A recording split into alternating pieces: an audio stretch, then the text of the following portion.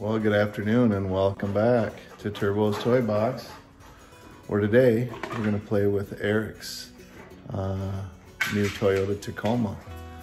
So this guy hooked up with me via a mutual friend, George from 8 Lug Truck Gear, and George sent him over to me saying, hey, I only deal with 8 lug trucks, and Andy's your Toyota guy. So Eric got with me and wants to give the Tacoma a little altitude adjustment.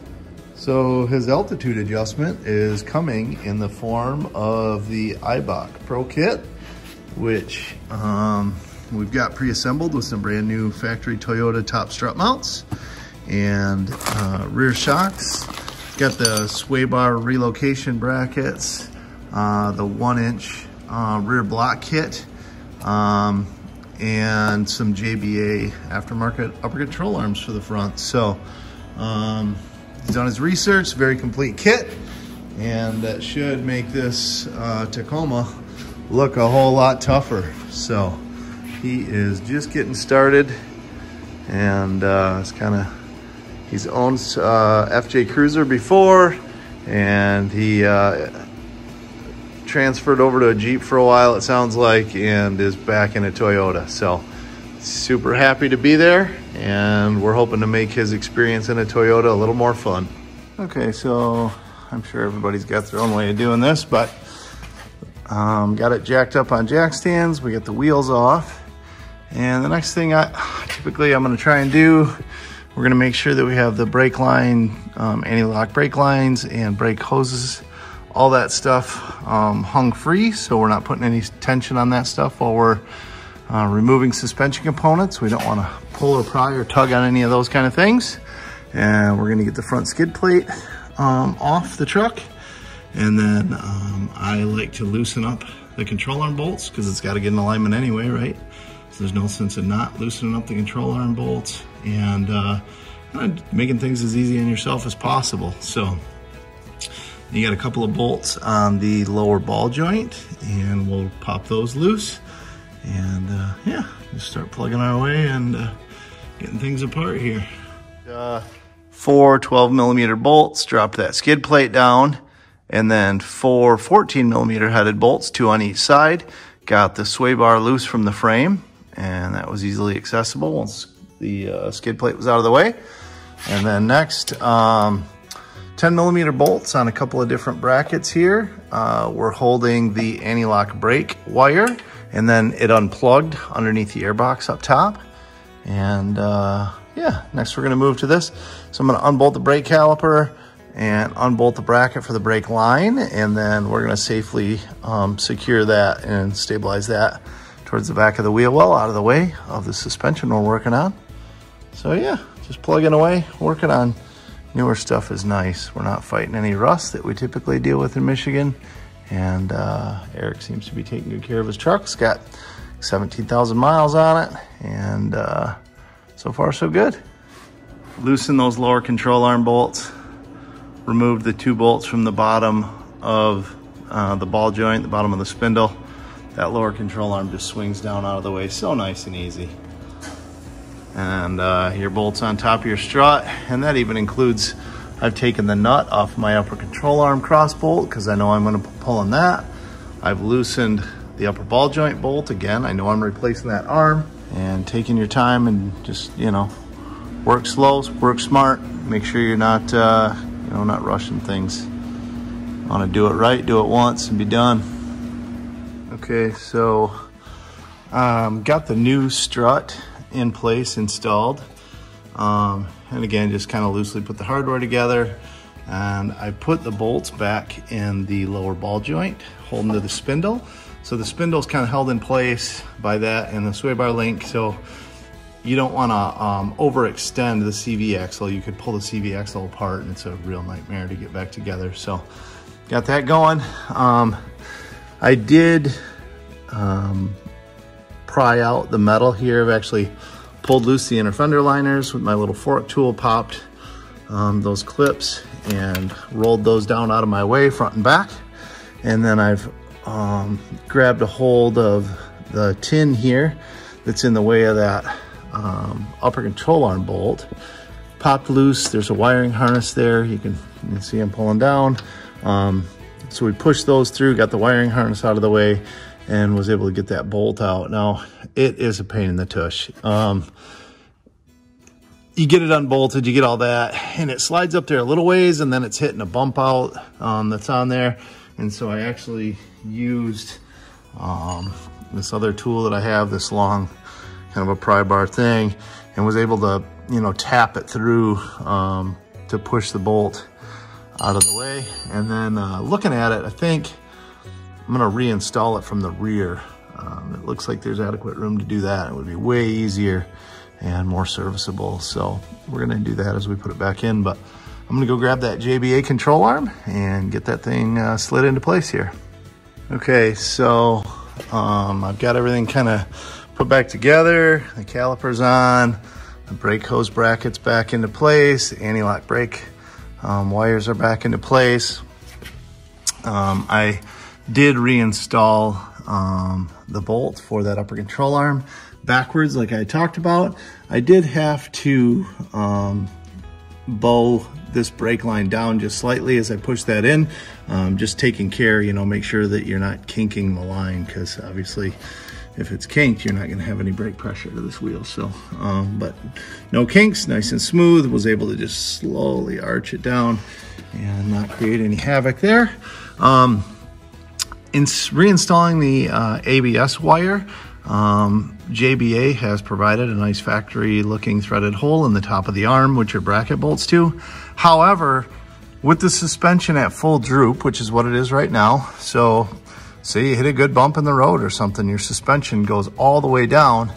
The wire here that's clamped on the side of this bracket that attaches to the upper control arm had a lot of tension on it between there and here. So we took the wire out of the bracket. It wrapped forward and came backwards through this bracket. Took the wire out of that bracket. I pinched the factory bracket tight and then put a zip tie through, allowing the wire to come around the outside. So it now has some slack in it. We don't have to worry about that wire getting pulled or pulled apart, and should have nice free range of motion without any risk of hurting that sensor. So just real important, you know, that you do that. Also, if you watched any of my videos before, but you'll see when your truck is assembled on the assembly line, it is built at ride height, meaning the weight of the vehicle is on it as these suspension arm bushings and whatnot are tightened. They're tightened at ride height, which is where the truck's gonna ride with all the weight of it sitting on the tires. So when you go to put this stuff back together, it's very important not to tighten all these bolts while this thing is sitting here with the suspension all hanging at its lowest point, because that's not where the truck's gonna ride. And if you do that, you'll hear guys complain, oh my gosh, I put this leveling kit on my truck and it rides so horrible. Well, it will ride horrible if you tighten the suspension at the height the truck's sitting at right now. You need to get the weight, put the wheels back on the truck, let the truck sit under its own weight, and tighten all those bushings at ride height. That way they're in the center of the range of motion and they're not being twisted as, you know, your truck comes down with the weight on it, or vice versa. So very important that we leave the upper and lower control arm bushing bolts loose, as well as the lower shock mount, strut mount bolt loose, and not tighten those until we have the tires on it and the vehicle sitting back on the ground. And then we'll tighten all that stuff to once we are at that point. So anyway, this side's done. Outside of, I'm gonna go ahead and leave the inner fender liners down so that I can access some bolts.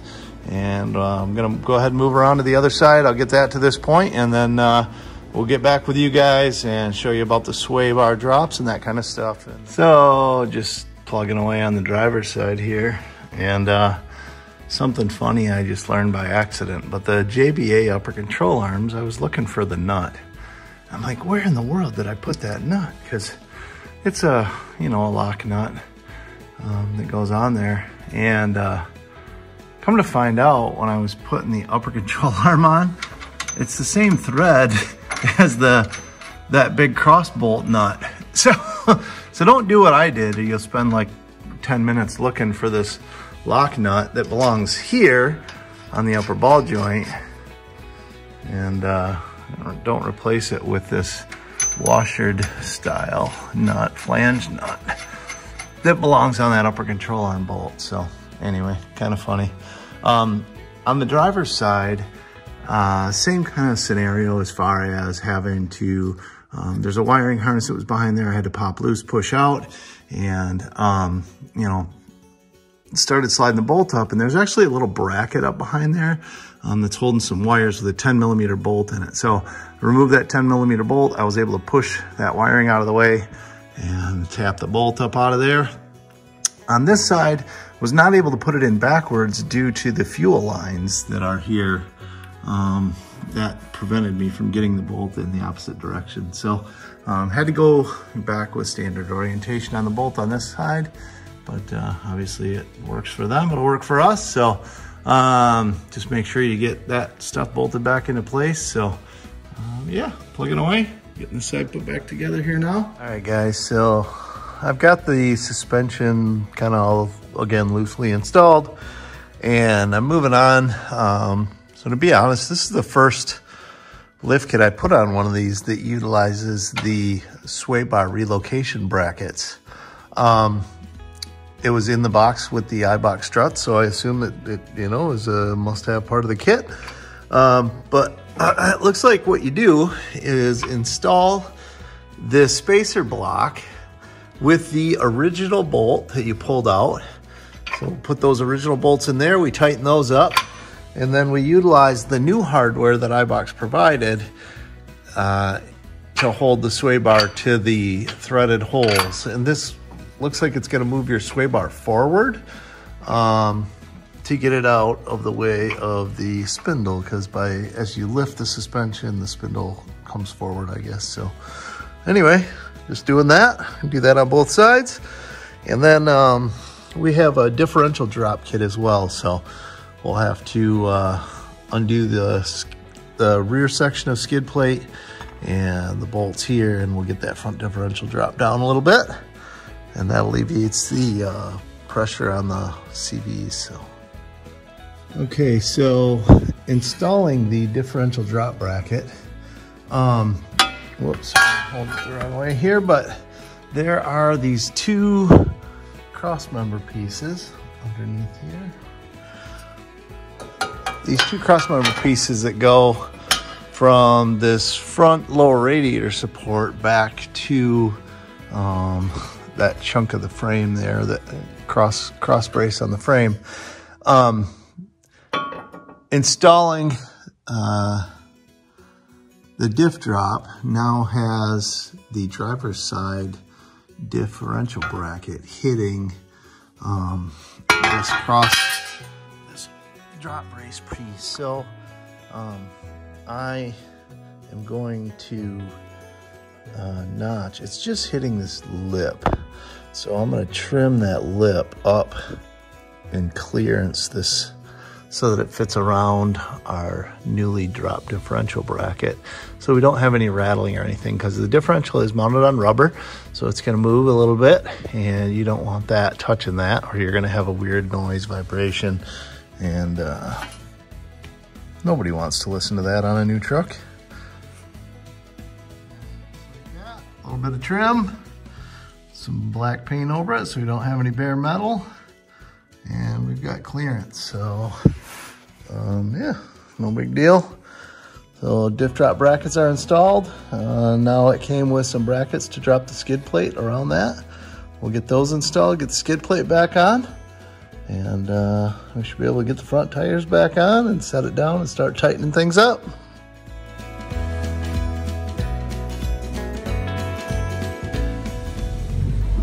So sometimes you get in the middle of these projects, and when I say sometimes, I mean like every time.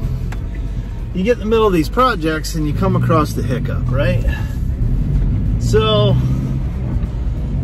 I got the front end stuff all done, bolted together, put it on the weight of the wheels and tires, tightened all the suspension arms and stuff like I talked about. And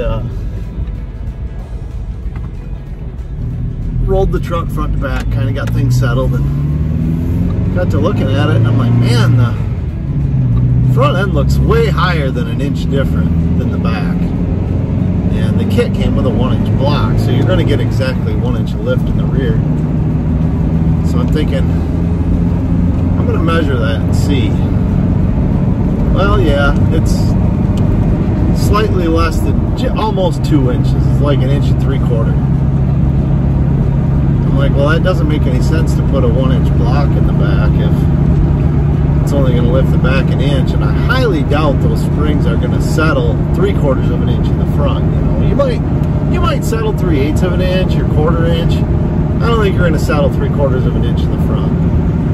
So, got a hold of Eric, told him about my dilemma, and I started putting my feelers out, looking for some 2-inch lift blocks for the back of this thing. Lo and behold, my buddy Ben's got some, but Ben lives in Petoskey and I'm in Traverse City. So just jumped in old Spike, and we're gonna go meet in the middle somewhere. So I'm gonna start heading his way and he's gonna head mine, and we'll chat on the phone and figure out where the center is. But yeah, it's just the way it goes some days, I guess. Anyway, opportunity to log some more miles on Spike here. So far, so good. So, successful mission so far. We met Ben in the middle there, which was Mansalona, and picked up the 2-inch lift blocks from him that he had. And now we're headed back home. Hopefully we can get Eric's truck buttoned up tonight. And he's got an appointment for an alignment on Monday, so right now we're just cruising on back. The sun is setting and it is beautiful out. The roads aren't too bad. And just side note, I just had my first opportunity to do a test tank for gas mileage with Spike, and so far that tank I had pulled 18.7 miles to the gallon. So if anybody else got one of these, I have no idea. Is that good or bad or not? I mean, it's way better than the Tundra, but I have no idea how it compares to these trucks. I'm not sure. It's 08, 2.7 4-cylinder 5-speed, and it's got stock size tires on it that are all-terrain. But I mean, I like to wring its neck once in a while. We'll wind her right out to $5,000 or so, and I'm not afraid to drive it hard, but I don't drive it like that all the time. Most of the time I kind of baby it and just cruise along. But I'm just curious if that gas mileage is good or not. I have no idea. But anyway, we'll get home. We'll start playing with the rear end of that other one and see if we can get her buttoned up today.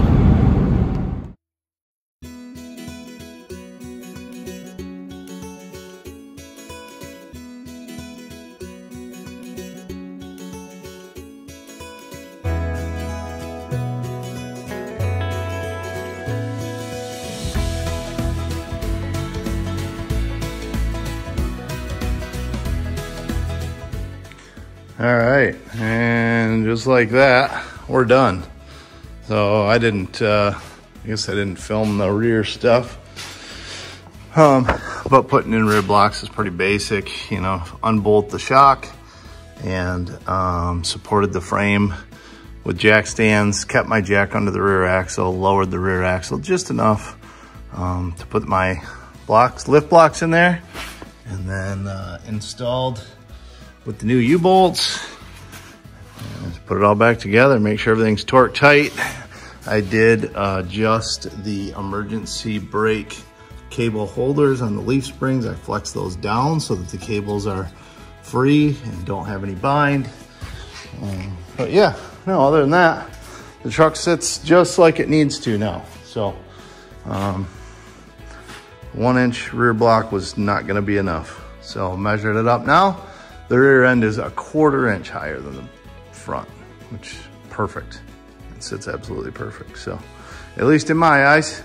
I'm not one of those guys that likes to drive around with the nose in the air. So all in all, not a horrible job, especially working on something that's fairly new and no rust. That's always a bonus.